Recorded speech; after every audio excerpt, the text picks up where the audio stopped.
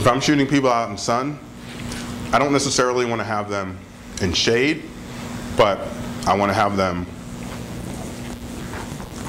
diffused. So what I'll do, because think about what you're doing when you put people in shade. You're getting rid of all the sunlight that's on them. Well, you're not necessarily putting them there, just if they're sitting there. You know, like you're trying to get candid shots. Okay, well if you're doing candid shots, then what you want to do is try to get them all in shade. If there's let's say a building here and there's sunlight over here, you want to try to keep them all in shade, because we're going back to dynamic range, and we don't want to present this great range to our camera that it can't handle.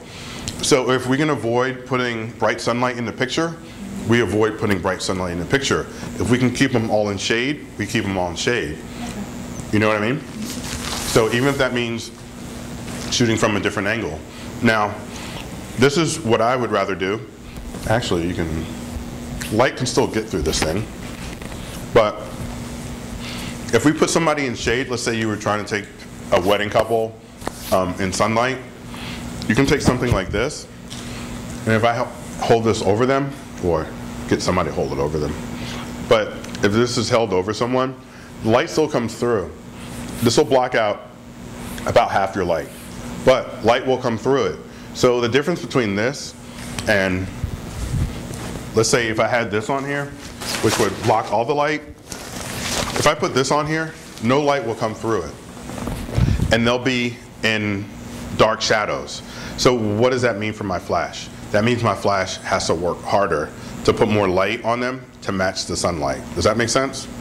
But if I put something like this over them, it'll still let sunlight through, but it won't be the harsh shadows under the eyes. It'll be a soft, like a cloud light. And then I use my flash, and it takes a lot less power to make them match that background lighting. And then doing this, we switch it over to manual mode. So now I've dimmed that background to what I want that background to be.